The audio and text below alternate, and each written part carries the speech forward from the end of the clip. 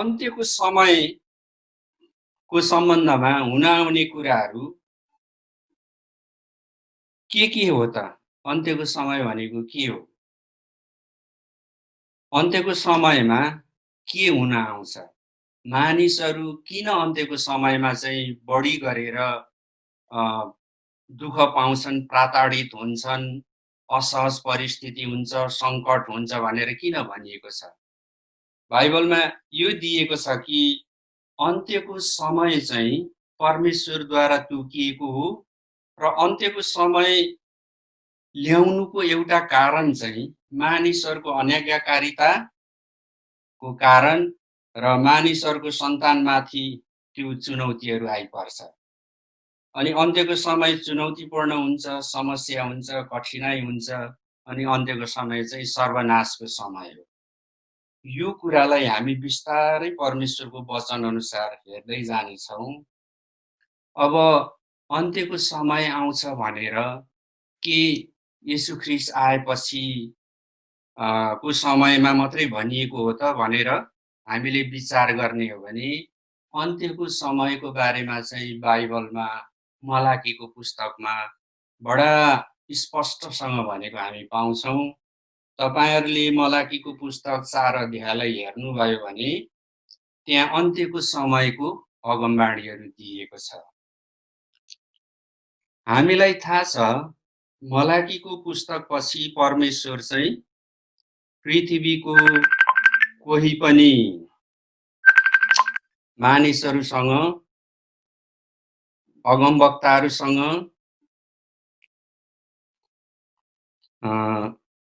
400 वर्षसम्म बोल्नु भएन। मलाकीको पुस्तकपछि नयाँ नियमको मत्तीको समय आउनु 400 वर्ष लाग्यो।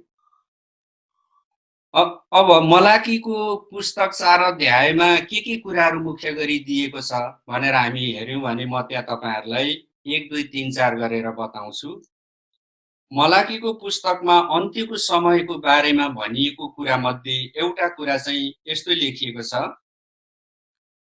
महा र डरलाग्दो दिनहरू आउँछ, भयंकर प्राकृतिक र मानविकी घटनाहरू हुन्छ, तर त्यस्तो घटनाहरू हुनुभन्दा अगाडि म एलिया अगमवक्तालाई पठाउँछु भनेर मलाकीको पुस्तकमा भनिएको छ। अनि एलिया अगमवक्ताको के काम हुन्छ? बाबुहरूको हृदय छोराछोरीहरूमाथि फर्काउनुहुन्छ र छोराछोरीहरूको हृदय चाहिँ बाबुमाथि फर्काउनुहुन्छ। यो वचन पृथ्वीमा भएका मानव जातिको परिवारको निम्ति हो र साथै परमेश्वर जो हाम्रो बाबु हुनुहुन्छ, हामी परमेश्वरलाई विश्वास गर्ने मानिसहरू पनि हाम्रो बाबुतर्फ हामी पूरा भक्ति भावले इमानदारीतापूर्वक हामीले निजी जीवनमा गर्ने कामको आधारमा फर्किनु, हाम्रो हृदय चाहिँ परमेश्वरमा हाम्रो बाबुतर्फ हुनु, यो यसको अर्थ रहेको छ।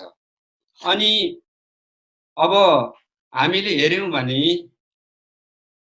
इस्राएलका यहुदीहरू चाहिँ अहिले पनि एलिया आउनुहुन्छ भन्ने कुरामा पर्खिरहनु भएको छ। तर येशू ख्रीष्टले के भन्नुभयो? मर्कुस 9 अध्यायको 11 र 13 पदमा येशूले भन्नुभयो, एलिया आइसकेको छ। त्यो आउनु हुने एलिया येशू ख्रीष्ट नै हुनुहुन्छ। अनि येशू ख्रीष्ट आउनुको मुख्य कारण के हो? अघि मैले तपाईहरुलाई बताएँ, पृथ्वीका सबै छोराछोरीहरूको हृदय चाहिँ बाबुतर्फ फर्किनको निम्ति। अब अर्को बुँदा के छ? जब येशू ख्रीष्ट आउनुभयो, एलिया आउनुभयो, अहिले येशू हामीसँग हुनुहुन्छ अनि येशू चाहिँ बाटो, सत्य र जीवन हुनुहुन्छ। अनि महा र भयंकर विपद र सर्वनाशबाट रक्षा गर्ने महानायक चाहिँ येशू ख्रीष्ट नै हुनुहुन्छ। मलाकीको पुस्तकमा 400 वर्ष अगाडि परमेश्वरले अन्त्यको समय आउँछ भनेर जो भन्नुभयो, त्यो अन्त्यको समय आउनु भन्दा अगाडि परमेश्वरले उहाँको एलिया अर्थात् येशू ख्रीष्टलाई पठाउनु भयो अनि त्यो अन्त्यको समयमा तपाईँ र म परमेश्वरको जनहरू अन्त्यको समयको महाविनाशबाट बाँच्न सकौँ भनेर येशू अहिले हामीसँग हुनुहुन्छ। अनि येशूलाई पछ्याउनु, येशूको बाटो हिँड्नु सत्य हो र त्यो सत्यमा हिँडेपछि हामीले जीवन पाउँछौँ। येशू ख्रीष्टले त्यो भन्नुभयो। अनि अर्को, येशू ख्रीष्ट किन आउनुभयो अन्त्यको समयमा भन्दा, अन्त्यको समयमा महाविपदहरू हुन्छ, सर्वनाशहरू आउँछ, प्राकृतिक प्रकोपहरू हुन्छ, महामारी हुन्छ। त्यो त्यस्तो समय चलिरहेको बेलामा परमेश्वर बाबुतर्फ फर्केको हृदय भएका मानिसहरूको सुरक्षाको निम्ति येशू ख्रीष्ट आउनुभयो। वास्तवमा यो अन्त्यको समयमा हामीलाई बचाउने प्रभु येशू ख्रीष्ट नै हुनुहुन्छ। उहाँको काम चाहिँ के हो? अन्त्यको समयमा हुने विपदहरूबाट मानिसहरूलाई बचाउनु। अब येशू ख्रीष्ट आएपछि उहाँले के भन्नुभयो? यो कुरा बुझ्न हामीलाई खाँचो हुन्छ हो कि? त्यो म केही पछि भन्ने छु। अहिले म तपाईहरुलाई के सम्झाइरहेको छु भन्दा, अन्त्यको समयमा मलाकीको पुस्तकमा बताइएको मुख्य कुरा म तपाईहरुलाई सम्झाउँदैछु। अर्को कुरा के भनेको छ भन्दाखेरि, मलाकीको पुस्तकमा भनेको छ, परमेश्वरले मूसालाई जो विधि नियमहरू दिनुभयो, त्यो विधि र नियम भनेको व्यवस्था हो कि? अनि त्यहाँ के भनेको छ भने, तिमीहरूले मूसाको व्यवस्थालाई बिर्सिनु हुँदैन। व्यवस्थाको दुईटा कुराहरू छन्। पहिलो कुरा के हो? परमेश्वरको आराधना। दोस्रो कुरा के हो? सुशासन र राज्यको मानिसको रूपमा हरेक मानिसले चाहेको, इच्छा गरेको पेशा व्यवसाय काम गर्दा परमेश्वरको आराधना सहित अनि सुशासन हुने किसिमले, सबैको भलाइ हुने किसिमले हरेक मानिसले आफ्नो काम गर्नुपर्छ। यो व्यवस्थाको दोस्रो नियम हो। पहिलो नियम, साँचो परमेश्वरलाई हामीले आराधना गर्नुपर्छ, भय मान्नुपर्छ। दोस्रो नियम, हरेक मानिसले आफ्नो पेशा व्यवसायको काम गर्दाखेरि सबैको भलाइ हुने, सुशासन हुने हिसाबले नै काम गर्नुपर्ने हुन्छ। व्यवस्थाको नियम यही नै हो। अब मलाकीको पुस्तकमा तेस्रो कुरा के लेखेको छ? सबै अनज्ञाकारिताको सन्तानहरू, दुष्ट काम गर्नेहरू, हठीहरू ठुटा झैं हुनेछन्। हो कि? ठुटा झैं हुनेछन् भनेको के हो? कुनै कुरो डढ्छ, डढेर सिद्धियो भने त त्यो सिद्धिहाल्यो। ठुटो जस्तो हुनु भनेको दुःख पाइरहनु, नमर्नु, छुटकारा नहुनु हो कि? अनि त्यहाँ लेखेको छ, उनीहरूलाई आगोले भस्म पार्नेछ। यो अन्त्यको समयमा हुने कुराहरू जो मलाकीको पुस्तकमा लेखियो।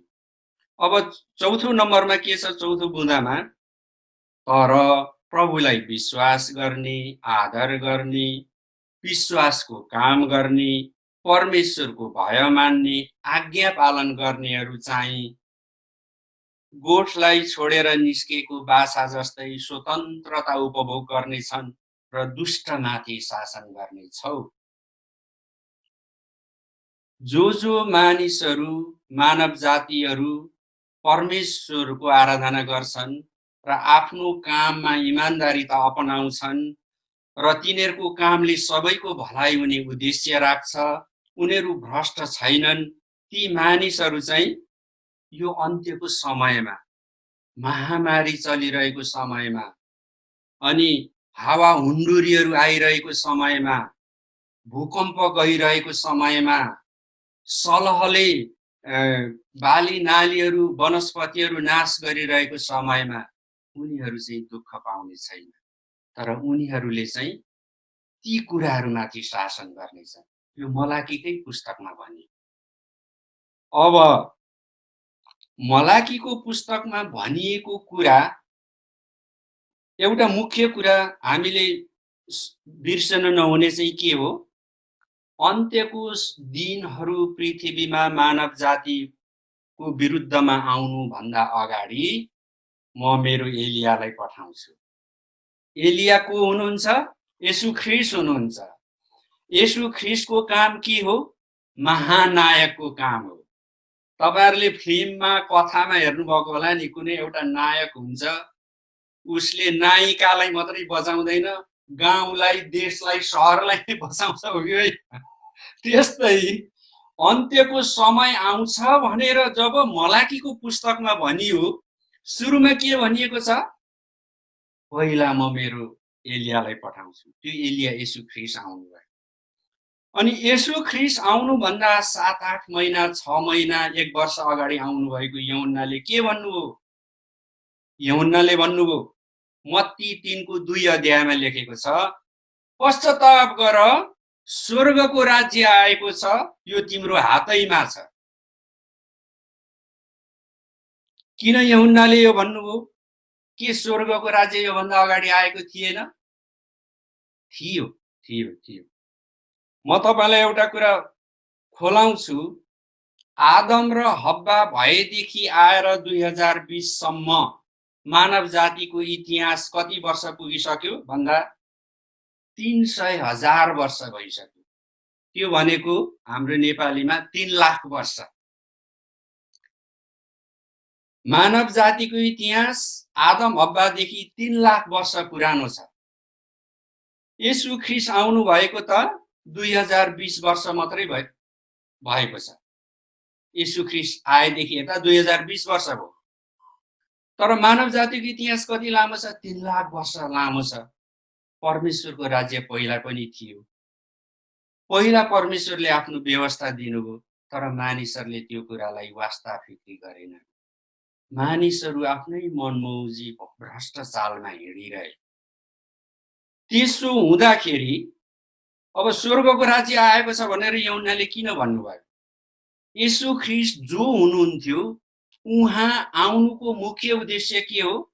स्वर्गको राज्य कस्तो हुन्छ भनेर मानिसहरूलाई शिक्षा दिनु, स्वर्गको राज्य यस्तो हुन्छ है भनेर आफैले व्यवहार गरेर मानिसहरूलाई सिकाउनु। येशू ख्रीष्ट आउनुको उद्देश्य यो। त्यसकारण जब येशू ख्रीष्ट आउनुभयो, यूहन्नाले भन्नुभयो, पश्चाताप गर, स्वर्गको राज्य आएको छ। अनि यो राज्य कहाँ आएको छ? यो त पृथ्वीवासी हरेकको हातमा आएको छ। हरेकको हातमा स्वर्गको राज्य आएको छ।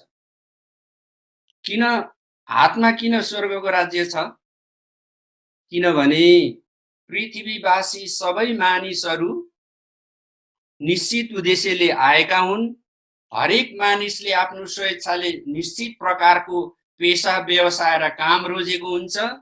हरेक मानिसले आफ्नो पेशा, आफ्नो व्यवसाय, आफ्नो काम गर्दाखेरि सबैको भलाइ र हित हुने कुरा सोचेर गर्नुपर्छ। यो मानिसले यो गर्नुपर्ने किन? यसको सम्बन्धमा म तपाईहरुलाई कुनै समयमा परमेश्वरको वचनमा जो उत्पत्तिको पुस्तकमा लेखिएको छ, उत्पत्तिको पुस्तकमा के लेखिएको छ भन्दा हरेक मानिसको सृष्टि चाहिँ सुशासन र राज्यको मानिसको रूपमा लेखिएको छ। हरेक मानिसमा भएको अन्तर्निहित गुण, अन्तर्निहित तत्त्वहरू जो परमेश्वरमा थियो, त्यो मानिसमा राखिएको छ। त्यसको बारेमा एउटा छुट्टै बाइबल अध्ययन हुन सक्छ। म त्यसलाई अहिले यहाँ बयान गर्दिन। अनि मत्ती 3 अध्यायको 7 देखि 12 पदमा के लेखिएको छ भन्दाखेरि, जब यूहन्नाले यर्दन नदीमा बप्तिस्मा दिन थाल्नुभयो, पश्चातापको बप्तिस्मा, तब त्यतिखेर यूहन्ना कहाँ फरिसीहरू, शास्त्रीहरू अनि समाजका प्रधानहरू, धार्मिक मानिसहरू, उच्च वर्गका मानिसहरू आउन थाले। अनि उहाँले फरिसी, शास्त्री र सदुकीहरूलाई देखेर के भन्नुभयो? सर्पका बच्चाहरू हो, आउन लागेको क्रोधबाट भाग्न कसले तिमीहरूलाई चेतावनी दियो? पश्चाताप सुहाउँदो फल फलाओ। आउन लागेको क्रोध किन यूहन्नाले भन्नुभयो भन्दाखेरि 400 वर्ष अगाडि मलाकीको पुस्तकमा अन्त्यको समयमा मानिसहरूले सामाजिक र मानविकी क्षेत्रमा कठिनाइ भोग्नेछन्, प्राकृतिक क्षेत्रमा कठिनाइ भोग्नेछन्, मौसममा कठिनाइ भोग्नेछन्, महामारीहरू हुनेछ, भूकम्पहरू जानेछ, राष्ट्रहरू युद्धमा भाग लिनेछन् र त्यो युद्धले मानिसलाई दुःख, पीडा, कष्ट, महाविनाश ल्याउनेछ। त्यसै कारण यहाँ यूहन्नाले के भन्दै हुनुहुन्छ? सर्पका बच्चाहरू हो, आउनै लागेको क्रोधबाट भाग्न तिमीहरूलाई चेतावनी दिने को हो? उहाँ जसले चेतावनी दियो त्यो त परमेश्वर नै हुनुहुन्छ। र ती मान्छेहरू जो बप्तिस्मा लिन आइरहेथे, ती मानिसहरू चाहिँ स्वर्गको राज्यमा आइरहेका थिए।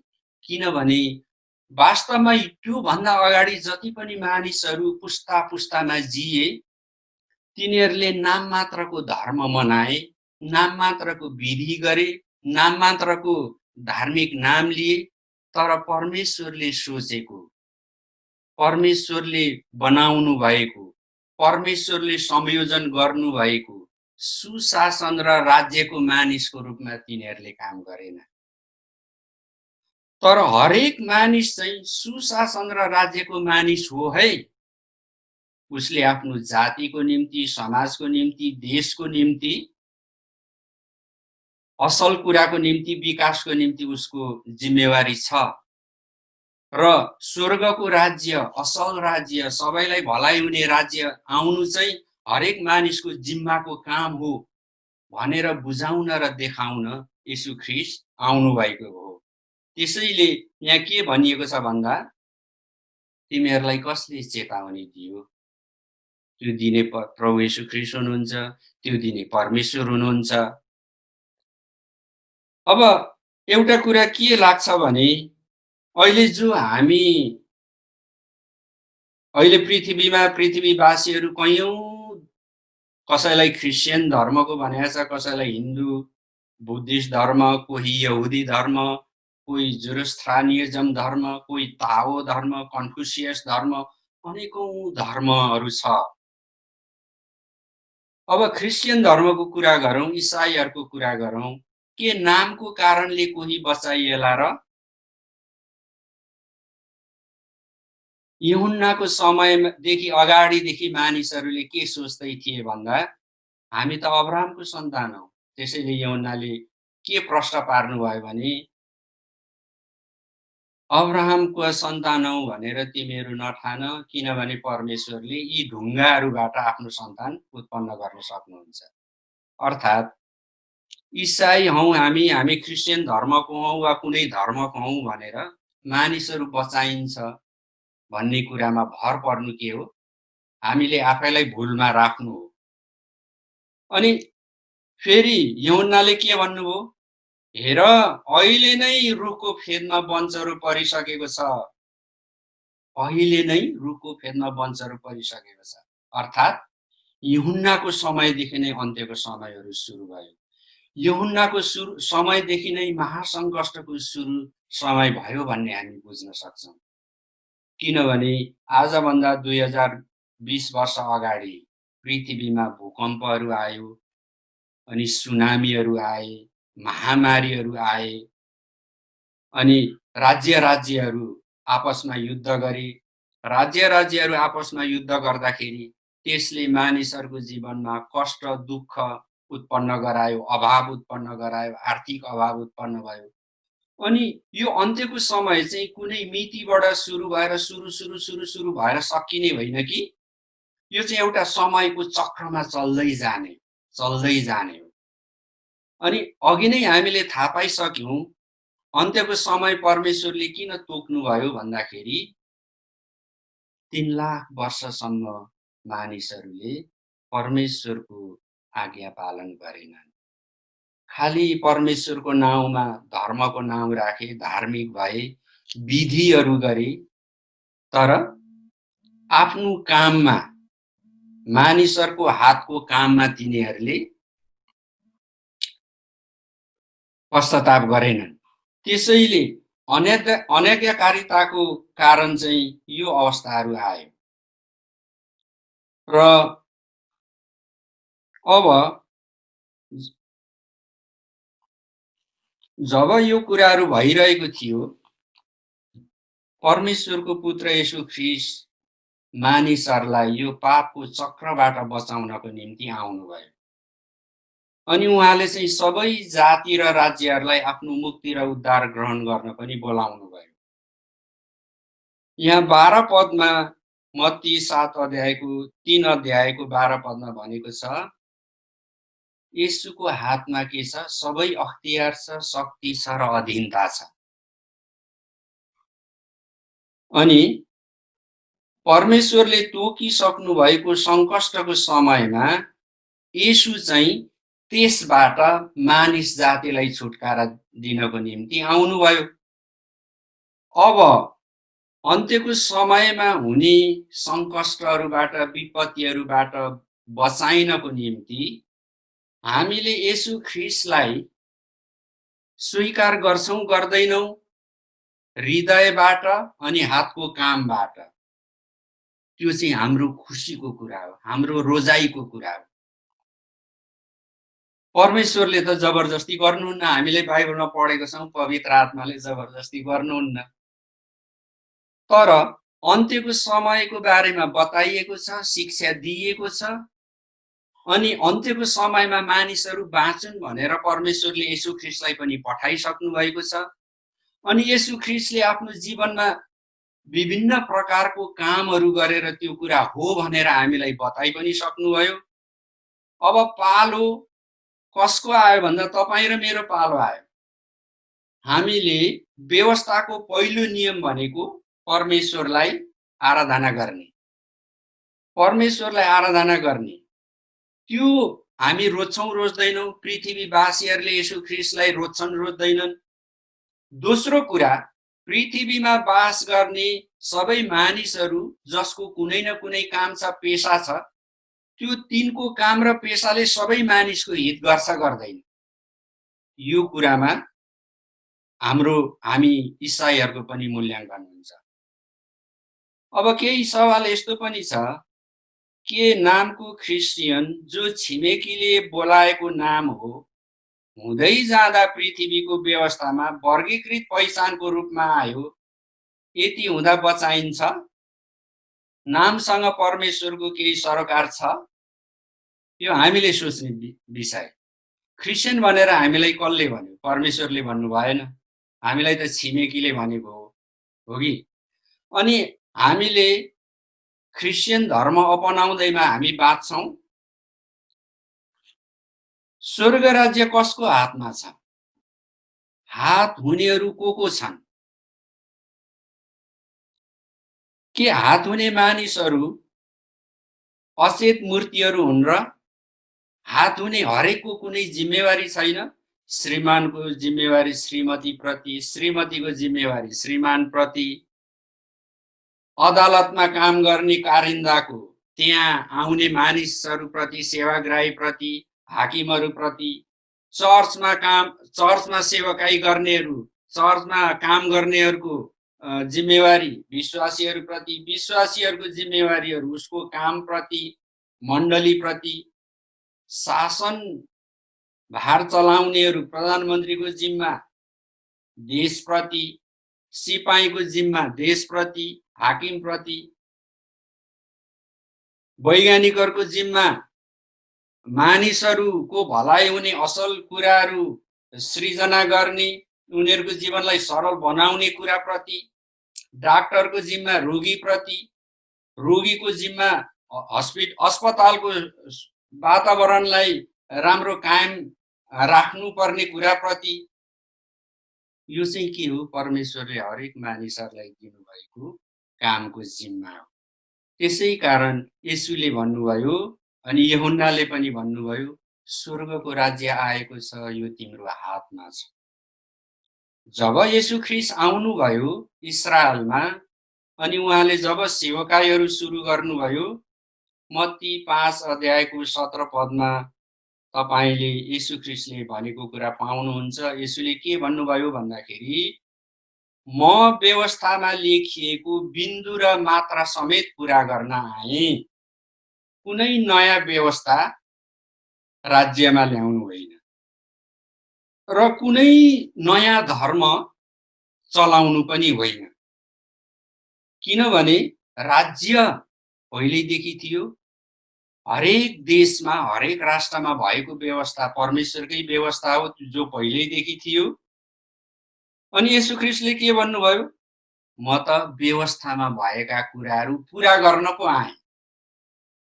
व्यवस्थामा भएको कुराहरूलाई म पुरा गर्न आएँ। म नयाँ कुरा गर्न आएको होइन। हो कि? अब हामी व्यवस्थामा के कुरा थियो, राष्ट्रहरूमा, राज्यहरूमा के कुरा थियो, त्यसलाई अलिकति हामी हेर्नेछौँ। परमेश्वरद्वारा व्यवस्था आयो। अनि व्यवस्थामा मानिसहरू चल्नु पर्नेमा पापद्वारा मानव जाति चाहिँ बहकाइए। जब पापद्वारा मानव जातिहरू बहकाइए र परमेश्वरको इच्छा अनुसारको कुनै कामहरू भएन, तब त्यो पापले के निकाल्यो? दुष्परिणामहरू निकाल्यो। त्यो दुष्परिणाम जो निस्कियो त्यसले के गर्यो भन्दा सङ्कष्ट उत्पन्न गर्यो। कहिलेकाहीँ हामीलाई यस्तो लाग्छ, हाम्रो बाइबलमा यो लेखिएको छ अनि यो चाहिँ परमेश्वरको इच्छा हो, परमेश्वरले नै यस्तो समय ल्याउनु भएको हो। एक प्रकारले यो कुरा धेरै गल्ती होइन, भुल पनि होइन। तर अहिले यो अन्त्यको समयमा जति पनि सङ्कष्टहरू हाम्रो वरिपरि चलिरहेको छ नि, परमेश्वरको इच्छा यो सङ्कष्ट ल्याएर हामीलाई अप्ठ्यारोमा पार्नु, हाम्रो नाश गर्नु परमेश्वरको इच्छा होइन। यो किन आयो भन्दाखेरि व्यवस्थालाई मानिसहरूले पालन नगरेको हुनाले। अघि मैले तपाईँलाई बताएँ, व्यवस्थामा दुईटा नियम छ। एउटा के हो? परमेश्वरको आराधना गर्नु, भय मान्नु। अर्को के हो? मानिस आफैले गर्ने काममा, पेसामा, जिम्मेवारीमा सबैको भलाइ हुने कुरा सोचेर कार्य गर्नु व्यवस्थाको दोस्रो नियम थियो। त्यसै कारण यो त मानव जातिले गरेन। जब नगरिसकेपछि यसले परिणामहरू जन्मायो। त्यो परिणाम जन्मेको हुनाले के आयो? सङ्कष्ट आयो। अनि अन्त्यको समयको सङ्कष्ट अहिले चलिरहेको छ। मलाकी 4 अध्यायको 1 पदमा के लेखिएको थियो? अहिले फेरि हामी अलिकति हेरौँ। त्यहाँ के लेखिएको थियो भन्दा, तिनको पापको कारण, मानव जातिको पापको कारण सर्वनाश गर्ने कुराहरू चाहिँ जन्मियो भनेको छ। हो कि? तर त्यो सर्वनाश गर्ने कुराहरूबाट बचाइनको निम्ति मलाकी 4 अध्यायको 1 पदमा के लेखिएको छ भन्दा, परमेश्वरको घरनाहरू, येशू ख्रीष्टलाई पछ्याउनेहरूलाई जोगाउनको निम्ति येशू ख्रीष्ट आउनुभयो। हो कि? त्यसकारण अहिले येशू ख्रीष्टको विश्वासमा आउनु भनेको के हो? व्यवस्थाको दुईटा नियम पालन गर्नु हो। हामी जसले येशू ख्रीष्टलाई भित्री हृदयदेखि विश्वास गर्छौँ अनि आफ्नो काममा इमानदारिता अपनाउँछौँ भने, यदि तपाईँ यो कुरामा प्रष्ट हुनुहुन्छ, तपाईँले यसो सोच्नुहोस्, 10, 15, 20 मिनट एकान्तमा सोच्नुहोस्, तपाईँ बिहान उठेदेखि बेलुकासम्म के गर्दै हुनुहुन्छ? अनि तपाईँको आफ्नो बारेमा तपाईँको के विचार छ? छिमेकीको बारेमा के विचार छ? तपाईँको पेसाको बारेमा के विचार छ? धन कमाउने सम्बन्धमा तपाईँको के विचार छ? सफलता पाउने सम्बन्धमा तपाईँको के विचार छ? केलाउँदै जानुहोस्, 1, 2, 3 केलाउँदै जानुहोस्। यदि यी कुराहरूमा तपाईँले आफूलाई दोषी पाउनु भएन भने, फिलिपीको पुस्तकमा पनि लेखेको छ, यदि तिमी परमेश्वरको सामु खडा हुँदाखेरि तिम्रो हृदयले आफैलाई दोष लाएन भने तिमी खडा छौ, तिमी खडा भयो। तपाईँ यो महामारीबाट बाँच्नुहुन्छ कि बाँच्नुहुन्न? पृथ्वीको वैज्ञानिकले, ठुलो ज्ञानी मान्छेले, तपस्वीले, विज्ञानले, प्रविधिले तपाईँलाई कुनै ग्यारेन्टी दिँदैन।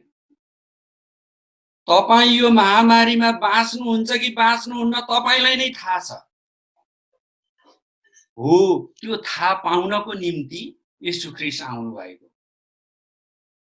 फेरि म मलाकीको पुस्तकमा लान्छु। येशू ख्रीष्ट आउनुभन्दा 400 वर्ष अगाडि मलाकीको पुस्तकमा के लेखिएको छ? अन्त्यको समय आउँदैछ। अन्त्यको समय महाविनाशको समय हो। तर म मेरो एलियालाई त्योभन्दा अगाडि पठाउँदैछु। एलिया येशू ख्रीष्ट जो आउनुभयो अनि आउनु भएको एलिया येशू ख्रीष्टले चाहिँ हामीलाई बाँच्ने उपाय दिनुभएको छ।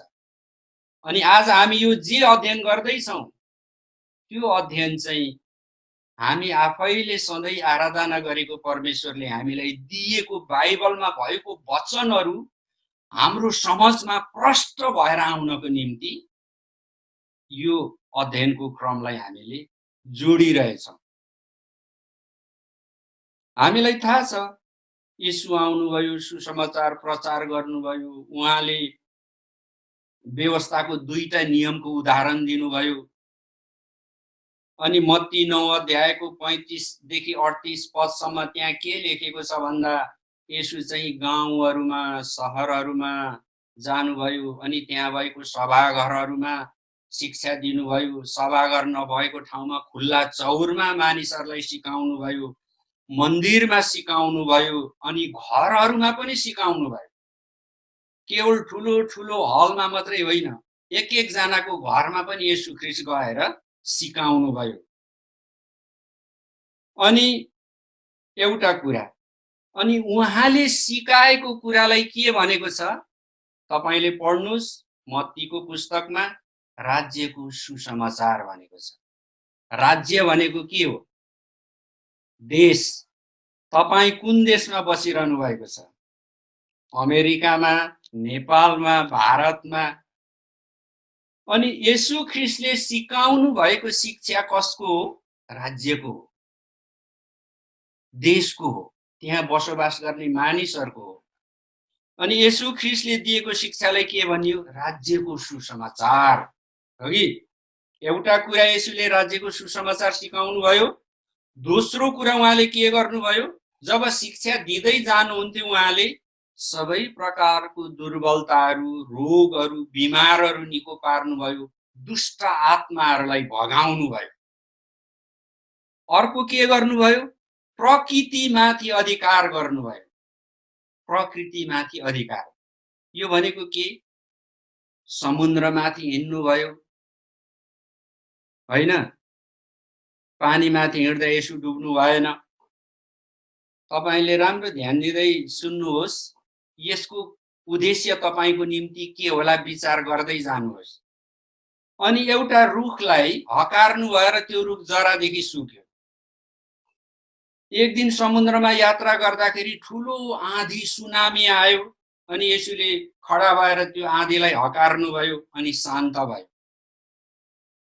अनि पानीलाई येशू ख्रीष्टले दाखरसमा परिणत गरिदिनु भयो। 5वटा रोटी र 2टा माछाबाट 5000 पुरुष, 5000 स्त्री, 1-2 हजार बालबालिकाहरू हुन सक्छन्। 11-12 हजारलाई खुवाउनु भयो। अनि त्यसमा के भयो? सबैले खाए, तृप्त भए। येशूले भन्नुभयो उब्रेकाहरूलाई भेला गर। अनि उब्रेकाहरू भेला गर्दा कति भेला भएछ? 12 डोको, 12 डाला हो कि? 12 डाला चाहिँ भयो। तपाईले कहिल्यै सोच्नु भएको छ किन 12 डाला चाहिँ भयो होला? यो 12 डाला किन उब्रियो? यसबाट केही बुझ्ने ठाउँ छ हाम्रो निम्ति? किन 13 डाला, 9 डाला, 7 डाला किन भएन? किन 12 डाला भयो? येशू ख्रीष्टले आफूले केही कुरा नबताइकन, नभनिकन के कुरा बुझाउन खोज्दै हुनुहुन्छ यसमा? तपाई र म को हौं? चेलाहरू हौं। अनि हामी जो चेलाहरू हौं, पृथ्वीमा बस्ने विश्वासीहरू हौं, आज हामी कोभिड-19 बाट त्रसित छौं। आज राष्ट्रहरूमा तनाव छ, व्यापारहरू बन्द छ, अनि हाम्रो छिमेकी देश भारतको केही प्रान्तहरूमा सलह आइसक्यो अनि हामीलाई डर छ। हाम्रो आर्थिक आपूर्ति व्यवस्था गडबड हुनेवाला छ अनि महँगी बढ्नेवाला छ। येशू ख्रिस्टले 5वटा रोटी र 2टा माछाबाट 11-12 हजार मानिसहरूलाई खुवाउनु भयो अनि उब्रिएको बटुला भनेपछि ठिक्क 12 डाला भयो। किन? त्यो 12 डाला कसको निम्ति थियो? चेलाहरूको निम्ति थियो। तपाईले आफूलाई येशू ख्रिस्टको चेला हुँ भन्ने ठान्नुहुन्छ प्रियहरू? हामीले ठान्नु पर्यो। येशू ख्रिस्टले गर्नुभएको यो कामको अर्थ के हो? यदि तपाईँ र म येशू ख्रिस्टसँग अन्तरङ्ग छौँ भने तपाईलाई के भनेको छ? कलसी 1को 13 मा के लेखिएको छ? एफिसी 2को 6 पदमा के लेखिएको छ? तपाईँ र म चाहिँ येशू ख्रिस्टसँगै स्वर्गीय स्थानहरूमा बसाइएका छौँ। यो स्थान, यो पद, यो हैसियत, यो मान्यता परमेश्वरले तपाईँ र मलाई दिनुभएको हो।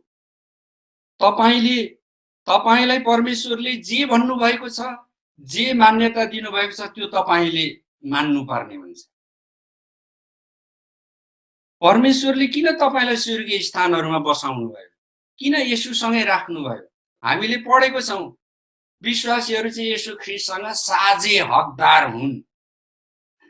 अनि यूहन्ना 17को 18 पदमा येशूले के भन्नुभयो? जसरी पिताले मलाई पठाउनु त्यसै गरी म पनि तिमीहरूलाई पठाउँछु। तपाईँ र म जो विश्वासी हौँ, येशूद्वारा पठाइएकाहरू हौँ। 12 डाला रोटी र माछा जो उब्रियो त्यो चेलाहरूको लागि हो, मानिसहरूको लागि थिएन। अनि अहिलेको आर्थिक अभाव हुन आउँछ भन्ने कुराहरू अर्थशास्त्रीहरूले बताइरहेछन्, त्यसको विश्लेषण गरिरहेछन्। तपाईँ र मैले विश्वास गर्ने कुन कुरामाथि? येशू ख्रिस्टले 11-12 हजार मानिसलाई खुवाउनु भयो, चटक देखाउनु भएन। तर यसबाट हामीले बुझ्न सक्छौँ परमेश्वरको आपूर्ति तपाईँ र मेरो खाँचोको निम्ति तपाईँ र मैले विश्वास गर्नुपर्छ। अब येशूले गर्नुभएको अर्को काम, म अहिले येशूले गर्नुभएको काम भन्दैछु है। अर्को काम के छ?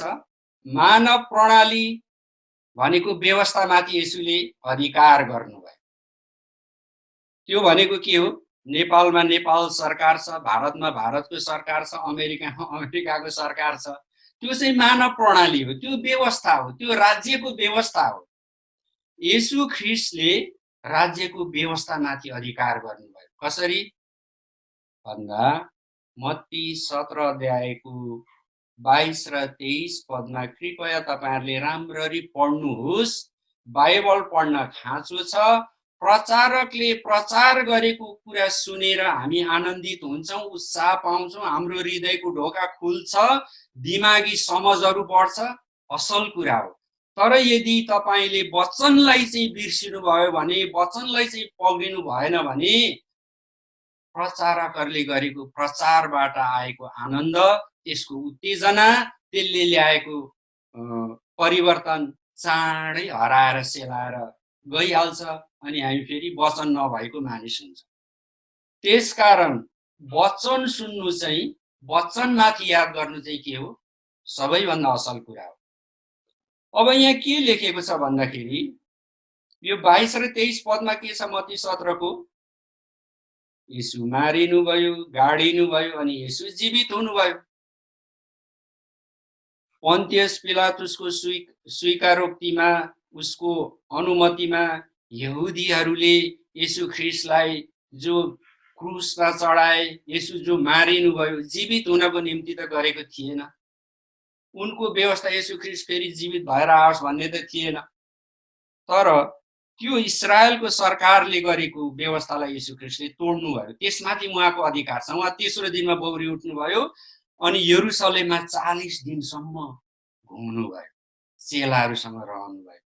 सार्वजनिक रूपमा सडकहरूमा, चोकहरूमा, मन्दिरहरूमा मानिसले येशू ख्रिस्टलाई देखे।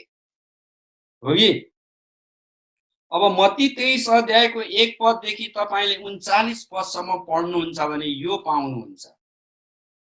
इस्रायल राज्यको अख्तियार भएका प्रधानहरूलाई, व्यवस्थाका प्रधानहरूलाई, प्रधान पुजारीहरूलाई, सदुकी, फरिसी र शास्त्रीहरूलाई यसुले के भन्नुभयो? तिनीहरूको नक्कली धार्मिकताको निम्ति र तिनीहरूले गरेको दुष्ट कामको खातिर यसुले कडा शब्दमा जनताहरूको सामुन्नेमा डाँट्नु भयो। तर यसुलाई उनीहरूले तत्काल केही गर्न सकेनन्। यो के हो?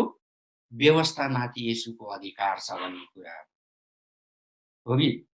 अब अर्को एउटा घटना म तपाईँलाई सुनाउँछु। हामी सबैले पढेको छौँ। यसुलाई मानिसहरूले घृणा गरे। यो त्यही सिकर्मीको छोरा त हो नि।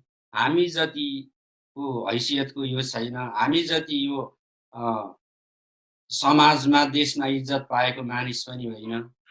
तर कसरी मानिसहरू यसको पछि लागिरहेछन् अनि तिनीहरूले डाहा गरे, ईर्ष्या गरे यसुप्रति। यसुलाई सामाजिक आर्थिक हैसियतमा हेरेर इन्कार गरे। अनि एक दिन के भयो? सबै मानिसहरू मिलेर यसुलाई पक्रेर एउटा डाँडामा लगे। त्यो डाँडाको डिलसम्म यसु ख्रीष्ट ती मान्छेसँग लुरु हिँड्दै जानुभयो। त्यो डिलमा पुगेपछि यसुलाई समात्ने मान्छेहरूले यसुलाई हुत्याइदिए। हुत्तिएपछि यसु त्यो डाँडाबाट त्यो भिरालो जमिनमा तल खस्नु पर्ने, उहाँ मर्नु पर्ने। अनि उहाँलाई मार्नको लागि मानिसहरूले ईर्ष्यापूर्वक, डाहापूर्वक लगेर फ्याँके। तिनीहरूले फ्याँके, यसु फ्याँकिनु हो। तर यसो हेर्दा यसु अघि जुन बाटो तिनीहरूले यसुलाई ल्याएका थिए, यसो हेर्दा त यसु त त्यही बाटो जाँदै हुनुहुन्छ फेरि लुरु हो कि? अनि त्यो दुष्ट मानिसहरू चाहिँ बसेर छलफल गर्न थाले। होइन, हामीले उसलाई फ्याँकेको होइन र? अनि अर्कोले भन्यो, हो मैले देखेको, तिमीहरूले फ्याँकेकै हो। त्यसो भए त्यो यसु ख्रीष्ट यता तल भिरमा तल नपुगेर कसरी बाटोमा लुरु जाँदैछ त? यहाँ यसुले के देखाउनुभयो? व्यवस्थामाथि, मानिसहरूको व्यवस्थामाथि यसुको अधिकार छ भन्ने देखाउनुभयो। अनि यसुले गर्नुभएको अर्को काम के हो? मृत्युमाथि विजय र अख्तियार। हामीलाई थाहा छ यसु ख्रीष्टले विधवाको छोरालाई बिउताउनु भयो, लाजरसलाई जीवित पार्नुभयो, आफै तेस्रो दिनमा जीवित हुनुभयो। अनि यो कामहरू यसु ख्रीष्टले इस्रायलमा गर्नुभयो। अनि यसुले गर्नुभएको कामहरू नै विश्वास गर्नेहरूको निम्ति सुरक्षा र प्रशस्तताको स्रोत हो। यसुले यो कसको निम्ति गर्नुभयो? विश्वास गर्नेहरूको निम्ति गर्नुभयो। अनि जब यदि हामी पनि परमेश्वरको सम्बन्ध र विश्वासमा छौँ भने यसुले गर्नुभएको काम चाहिँ हामीले आफ्नै जीवनमा, आफ्नो परिवारमा, आफ्नो मण्डलीमा, आफ्नो जातिमा, आफ्नो समुदायमा, आफ्नो देशमा गर्नको निम्ति यसु ख्रीष्टले यो उदाहरण दिनुभएको। तपाईहरुले पुरानो नियम पढ्नु भएको छ। इस्राएलीहरूले धेरै पाप गरे, प्रभुमाथि अविश्वास प्रकट गरे, दुष्ट काम गरे। अनि परमेश्वरले एउटा रूढी पठाउने विचार गर्नुभयो। अनि परमेश्वरले जब रूढी पठाउनुभयो अनि परमेश्वरको पुजारी, अगमवक्ता अनि ईश्वरको भक्त गर्ने मानिस पिनहास उठेर के गरे?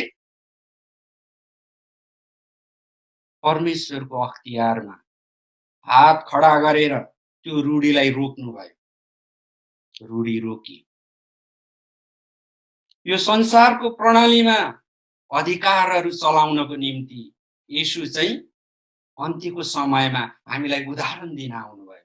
अघि हामीले भन्यौं किन उदाहरण दिँदै हुनुहुन्छ? किनभने परमेश्वरको क्रोध चाहिँ मानिसहरूको पापको दुष्परिणामको कारण। पाप चाहिँ के हो? व्यवस्थाको दुईटा नियम उल्लङ्घन गर्नु। एउटा के? परमेश्वरको आराधना नगर्नु। दोस्रो के? हरेक मानिसले आफ्नो हातको काम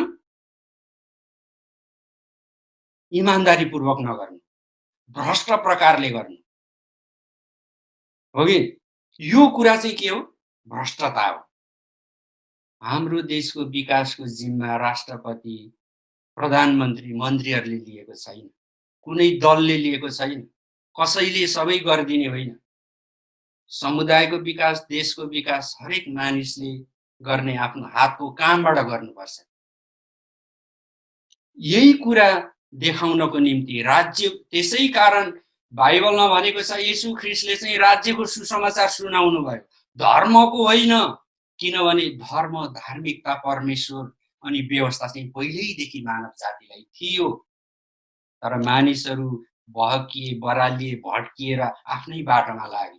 तिनीहरूले परमेश्वरलाई न त आराधना गरे, न त आफ्नो काममा इमान्दारिता नै अपनाए। यो कुरा, मुख्य कुरा यो हो। अनि येशूले यो कुराकै उदाहरण दिनुभयो। अब अहिलेको सन्दर्भमा हेर्ने हो भने हामी कसरी बचाइन्छौँ भन्दा विश्वासद्वारा, परमेश्वरसँगको सम्बन्धमा विश्वासद्वारा हामी बचाइन्छौँ। विश्वास के हो? विश्वासमा तीनटा कुरा छ प्रियहरू।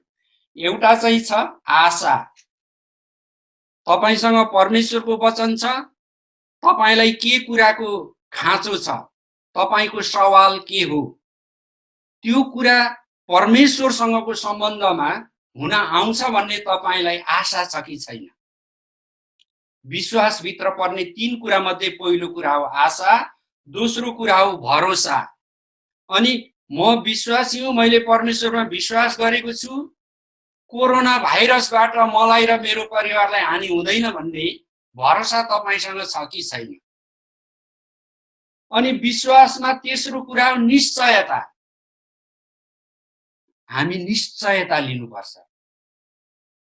निश्चयताको सम्बन्धमा तपाईले अरु बाँकी कुराहरू बुझ्न चाहनुहुन्छ भने पेनियल क्रिस्चियन मिनिस्ट्रिज हेटौडा नेपाल लेखेको हाम्रो सेवकाईको एउटा युट्युब छ, त्यहाँ गएर टाइप गर्नुहोस् अनि निश्चयताको सम्बन्धमा त्यहाँ दुई पटक प्रचार गरिएको वचनहरू त्यहाँ छ।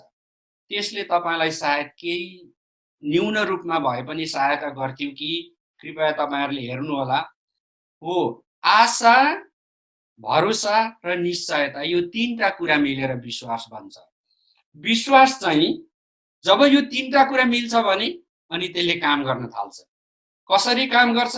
जसरी पानी हुनको लागि H2O चाहिन्छ, 2 भाग हाइड्रोजन 1 भाग अक्सिजन चाहिन्छ, त्यसरी नै विश्वास हुनको लागि यो तीनटा कुरा चाहिन्छ। फेरि तपाईले भन्नु होला मैले विश्वास गरेकै छु, यसलाई उहिलेदेखि विश्वास गरेको, कति प्रार्थना गरियो। त्यो होइन। येशू परमेश्वर हुनुहुन्छ कि हुनुहुन्न भन्ने विश्वास गर्नको लागि यो भनिया होइन। यो त तपाईको खाँचोको निम्ति, तपाईको सवालको निम्ति, तपाईलाई यो महामारीबाट बचाइनको निम्ति, प्रकोपहरूबाट बचाइनको निम्ति। तपाईलाई म एउटा उदाहरण दिन्छु। केही वर्ष अगाडि भारतको गुजरात राज्यको सुरत शहरमा ठुलो भूकम्प गयो। हजारौं हजार घरहरू भत्के। ती घरहरूको बीचमा विश्वासीहरूको पनि घर थियो। विश्वासीहरूको पनि घर भत्क्यो, जसरी छिमेकमा अरू घर भत्किन्छ। अनि जब त्यो साम्य भयो, अनि जब मानिसहरूले एकअर्कालाई राम्ररी थाहा गरे, अचम्मको कुरा थाहा हुन आयो। त्यो चाहिँ सायद परमेश्वरले तपाईँ र मेरो विश्वासलाई हाम्रो समयमा अझै बढाउनको निम्ति गर्नुभएको थियो। के भयो त्यहाँ? कोही पनि विश्वासीलाई एउटा सानो चोट लागेन, जबकि मान्छेहरूको हड्डी भाँचिएका छन्, मानिसहरू मरेको छन्। उतिकै अवस्थामा घर भत्किएको छ, तर त्यो घरभित्र बस्ने विश्वासीको परिवार एकजनालाई चोट लागेन, एउटा सानो घाउ भएन। त्यो के हो? परमेश्वर तपाईँ र मलाई सबै किसिमको महाविनाशको सिलसिला चलेको बेलामा बचाउन सक्नुहुने रहेछ कि सक्नुहुने रहेनछ? सक्नुहुन्छ। अनि त्यो तपाईको विश्वासमा हुन्छ। हरेकचोटि परमेश्वरले आफै त्यो गरिदिनुहुन्न, किनभने तपाईँ सलाइको बट्टा होइन, म सलाइको बट्टा होइन। तपाईँ र मलाई परमेश्वरले के भन्नुभएको छ? परमेश्वरको रूप स्वरूप भएको अनि परमेश्वरको प्रतिरूप भएको तपाईँ र म हौं। पृथ्वीभरिका मानव जातिहरू त्यो हुन्। अझै मण्डली जाने, बाइबल पढ्ने, प्रार्थना गर्नेहरूलाई त यो कुरा बढी मात्रामा थाहा छ। यो सुरत शहरको घटना तपाईँ र मलाई यीशुमाथि यस प्रकारले विश्वास गर्नको लागि प्रभुले आफ्नै तर्फबाट दिनुभएको एउटा उदाहरण हो। यस्तो उदाहरण तपाईसँग अझै धेरै होला। हामीले ती उदाहरणहरूलाई बचाएर राख्नुपर्छ, बिर्सिनु हुँदैन। त्यसैले तपाईँ र मलाई चाहिएको सुरक्षा र प्रशस्तताको काम चाहिँ येशू ख्रीष्टले गरेर सिद्ध्याइसक्नुभयो। अब तपाईँ र मैले जे विश्वास गर्छौँ त्यो विश्वासले चाहिँ उहाँमा भएको सुरक्षा हाम्रो निम्ति हुन्छ, उहाँमा भएको प्रशस्तता हाम्रो निम्ति हुन्छ। के तपाईँ यो अपनाउन रोज्नुहुन्छ त? पवित्र आत्माले जबरजस्ती गर्नुहुन्न, हो कि? यो रोज्ने चाहिँ खोज्ने चाहिँ तपाईँ र म नै हौँ। अनि पुरानो नियममा एक ठाउँमा प्रभुले भन्नुभयो, मेरा प्रजाहरू ज्ञानको कमीले नष्ट भएका छन्। ल यो रातमा तपाईहरुले पुरानो नियममा यो खोजेर कुन पुस्तक, कुन अध्याय, कुन पद आफै खोज्नुहोस्, एउटा काम लगाइदिए मैले तपाईलाई। मेरा प्रजाहरू ज्ञानको कमीले नष्ट भएका छन्, हो कि? भन्नुको अर्थ हामीले हरेक समयमा कसरी प्रभुले दिनुभएको वचनलाई आफ्नो ज्ञान बनाएर प्रयोग गर्नुपर्ने हो, त्यो चाहिँ भनिएको हो। अघि पनि एकचोटि मैले भने, मैले यसलाई विश्वास गरेकै छु, म क्रिस्चियन नै हुँ। मेरो नागरिकतामा धर्म लेख्ने ठाउँमा क्रिस्चियन लेखिएकै छ। यो होइन। होला तपाईँ क्रिस्चियन हुनुहुन्छ, तपाईले यसैलाई नै विश्वास गर्नुभएको छ, तर अब आउने भुइँचालोमा तपाईको हड्डी भाँचिने छैनन्, तपाईको घर भत्किने छैन भन्ने विश्वास चाहिँ तपाईलाई खाँचो परेको छ कि छैन? यो अहिले गरेको हामीले जो विश्वासको चर्चा गर्दैछौँ यो चाहिँ त्यो हो। अब म तपाईलाई एउटा अन्तिम कुरा भन्छु, फेरि म दोहोऱ्याउँछु, महासङ्कष्टको समय भनेर योभन्दा अगाडि हामीले के बुझेको थियौँ भन्दाखेरि येशू ख्रीष्टको पुनः आगमन हुन्छ, अनि पुनः आगमन भएर येशू ख्रीष्टले आफ्नो मण्डलीहरूलाई उठाइ लानुहुन्छ, अनि त्यसपछि महासङ्कष्टको समय आउँछ। त्यो महासङ्कष्टको समयमा हामी सताइनु पर्दैन, हामीले दुःख भोग्नु पर्दैन, हामीले चुनौती भोग्नु पर्दैन भन्ने कुरा जो सोचेको थियौँ, त्यो सोच, त्यो बुझाइ कम थियो, अपूर्ण थियो र धेरै नमिलेको थियो।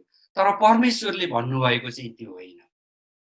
महासङ्कष्टको समय र अन्त्यको दिनको समय चाहिँ यूहन्नाको समयदेखि नै सुरु भयो र त्यो सङ्कष्टको समयबाट बचाउन चाहिँ परमेश्वरले आफ्नो एलिया पठाउनुहुन्छ भनेर चाहिँ मलाकीको पुस्तकमै भनिएको छ नि। फेरि परमेश्वरले त्यसो भन्नु भएन, तर हामीले चाहिँ सजिलो शिक्षा बनायौँ। त्यसकारण यहाँ अलिकति फरक छ। अब महासङ्कष्टमा के पर्छ भन्ने कुरा म तपाईलाई छोटकरीमा भन्न चाहन्छु। एक नम्बरमा छ मानविकी प्रणाली भनेको राष्ट्रहरू र राष्ट्रहरू बीचको सम्बन्धले उत्पन्न हुने समस्या, राज्यहरूमा द्वन्द्व हुने, युद्ध हुने।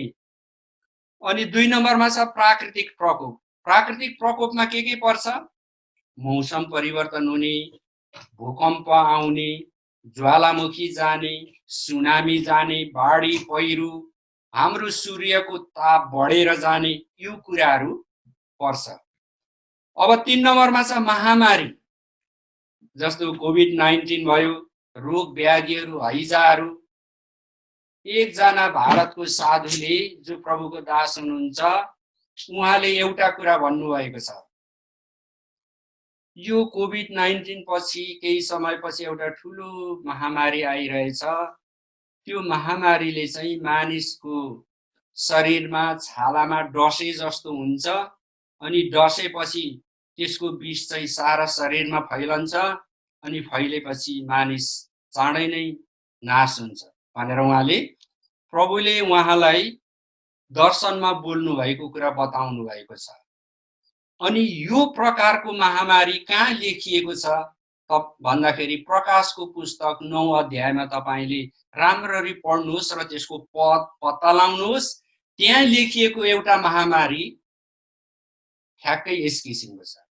अब म तपाईलाई एउटा केही कुरा भन्छु जो धेरै विवादास्पद पनि होला, तर मैले समाचारहरू अध्ययन गर्दाखेरि भारतका रक्षा विज्ञहरूले, रक्षासँग सम्बन्धित विज्ञहरूले उत्तर कोरियासँग भएको भाइरसहरू आणविक हतियारहरूको प्रकृतिको चर्चा गरेको छ। अनि त्यो भाइरसलाई एन्थ्रेक्स भाइरस भनेको छ। अनि त्यो एन्थ्रेक्स भाइरसले कसरी मानव प्रणालीमा डस्छ र कसरी त्यसको विष फैलिन्छ भन्ने कुरा त्यो साधुले बताउनु भएको बयान, प्रकाशको पुस्तक 9 अध्यायमा लेखिएको बयान, अनि भारतका रक्षा विज्ञहरूले बताएको एन्थ्रेक्स भाइरसको बयान, यो तीनटा कुरा मैले मिलेको देख्छु। तपाईले पनि यस सम्बन्धी अध्ययन गर्नुहोस् र अब यस्तो किसिमको परिस्थिति हुन आउँछ आउँदैन, प्रार्थना गर्नुहोस्, अगुवाई खोज्नुहोस्, पाउनुहोस् र यी कुराहरू हुन आएको होस्, हो कि? अब अर्को चौथो किसिमको के हुँदैछ महामारी भन्दाखेरि खेतीपातीहरू, अन्नहरू अनि वनस्पति, हरियो बोट बिरुवाहरू खाने सलहहरूको महामारी आइरहेको छ। अब अहिले मैले तपाईहरुलाई महासङ्कष्टमा के पर्दछ भन्ने कुरा बुँदागत रूपमा बताएँ। यो बाइबल अध्ययन जो चाहिँ अन्त्यको दिन सम्बन्धी अगमबाणीहरूमा छ र त्यो अगमबाणीलाई हामीले अहिलेको मण्डलीले कसरी बुझ्ने भन्ने सम्बन्धी हामी अध्ययन गरिरहेछौँ। अर्को अध्ययन बुधबार नेपालको समय रातको 8 बजेदेखि यसरी नै हुन्छ। अब हामी हप्ताको 2 दिन सोमबार 8 बजेदेखि अनि बुधबार 8 बजेदेखि निरन्तर नियमित रूपमा यो अध्ययन गरिरहनेछौँ। आउने समयमा म तपाईहरुलाई महासङ्कष्टमा मैले 1 नम्बरमा राखेको छु मानविकी प्रणाली। मानविकी प्रणालीमा अगमबाणीमा भएको सङ्कष्ट बुझ्न म तपाईलाई केही मद्दत गर्नेछु, जो चाहिँ राज्यहरूको बीचको सम्बन्ध हो, इन्टरनेसनल पोलिटिक्स हो, डिप्लोमेटिक रिलेसन्स हो, अनि क्षेत्रीय र विश्वव्यापी सङ्गठनहरू बीचमा हुने द्वन्द्वहरू जो बाइबलमा लेखिएको छ। यो मेरो तर्फबाट होइन है प्रियहरू, यो चाहिँ बाइबलमा लेखिएको कुरालाई अहिले हामीले कसरी बुझ्ने र हामी कुन अवस्थामा छौँ र कसरी त्यो महामारीबाट बच्ने, यो कुरा हो। प्रभुले हामीलाई जो बताउनु भयो, देखाउनु भयो, अघि पनि मैले भने प्रभु येशू ख्रीष्ट नै अन्त्यको समयमा तपाईँ र मेरो सुरक्षाको महानायक भएर आउनु भएको छ। अनि यो कुरालाई बुझ्नको निम्ति यो अध्ययनहरूलाई हामीले चलाइरहेछौँ। तपाईहरु जो सहभागी हुनु